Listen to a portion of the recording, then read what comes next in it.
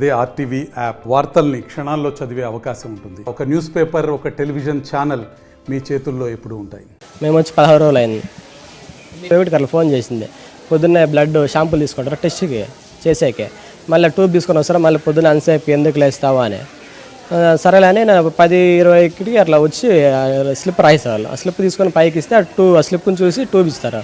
ఆ ట్యూబ్ మళ్ళీ ఇచ్చేస్తే సరేలే పొద్దున్నే ఫోన్ చేస్తారు ఆయనకి, అప్పుడు బ్లడ్ షాంపుల్ ఇస్తారు, అప్పుడు వస్తూ ఫోన్ చేస్తే అంటే మళ్ళీ 4:20కి ఫోన్ చేస్తే ఇంక అప్పుడు ఏడ్చుకుంటా ఫోన్ చేసి మా భార్య పాప కనిపిస్తుంది. మళ్ళీ అక్కడి నుంచి పారొచ్చినాను, పరిగెత్తి చూస్తే పాప లేదు. సిఎస్ డిఎస్పీ సార్ అంతా వచ్చినారు, చెక్ చేసినారు, అయినా కానీ ఇంతవరకు పాప ఆచూకైతే దొరకలేదు. మేము డిఎస్పీ గారు అందరూ వచ్చి సీసీ కెమెరాలు అవన్నీ కూడా చెక్ చేస్తున్నాం.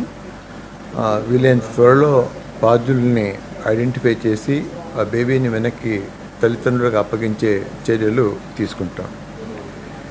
ఈ టైంలో బాధ్యత నిర్వహణగా గుర్తించి సెక్యూరిటీ ఉన్నటువంటి ఒక సిబ్బందిని కంప్లీట్గా సర్వీస్ నుంచి రిమూవ్ చేయడం జరుగుతోంది. ఇద్దరు స్టాఫ్ నర్సెస్ని ఆర్డీ గారు రికమెండ్ చేసి సస్పెండ్ చేయవలసిందిగా ఇప్పుడు లెటర్ పంపిస్తాం. ఇద్దరు స్టాఫ్ నర్సెస్ని హూ ఆర్ ఆన్ డ్యూటీ, ఒక సెక్యూరిటీ, ఒక ఎఫ్ఎన్ఓల్ని సెక్యూరిటీ వాళ్ళని అయితే టెర్మినేట్ చేస్తున్నారు. స్టాఫ్ నర్సెస్ని సరెండర్ చేయటం సస్పెండ్ చేయటం అనేటువంటిది జరుగుతుంది.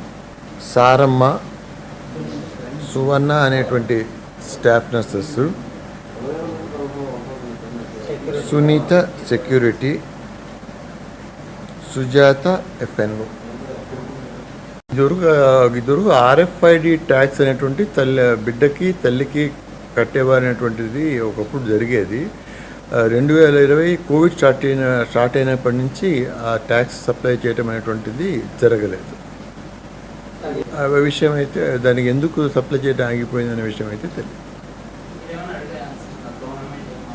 మేము ఇది త్రూఅవుట్ మన జిల్లా ఆసుపత్రికి వచ్చిన విషయం, మొత్తం మన జిల్లాలో ఉండే రాష్ట్రంలో ఉండే అన్ని హాస్పిటల్లోనూ అయిపోయాయి RFID ట్యాక్స్. తెల్లవారుజామున 5 గంటల సమయంలో మాకు జీజీహెచ్ నుంచి ఒక ఫోన్ వచ్చింది. ఒక 6 దినాల పుట్టిన పాప, ఆడపాపని ఎవరో దొంగలించుకు వెళ్ళారని. వెంటనే మేము మా రంగంలో మా 2 town inspector Kranthi, 4 town inspector Pratap Reddy, including నేను కూడా అందరం అన్ని చోట్ల అలర్ట్ చేసి జరిగింది. అయితే పాప కూడా ఇంకా ఒక చోట దొరికింది. ఇంకా తర్వాత వివరాలు ఎవరు ఏం చేశారనేది ఇంకా క్లారిటీ రావాల్సింది. దాని తర్వాత చెప్తాం. పాప డెలివరీ అయ్యి 6 days. సీసీ ఫుటేజ్ కాదు, మనం అక్కడ కొద్దిగా విచారించిన తర్వాత మనం వేరే వాళ్ళని. మరిన్ని వీడియోస్ కోసం ఛానల్ ని సబ్స్క్రైబ్ చేయండి. లేటెస్ట్ అప్డేట్స్ కోసం వాట్సాప్ ఛానల్ ని ఫాలో చేయండి. అండ్ లింక్ డిస్క్రిప్షన్ లో ఉంది.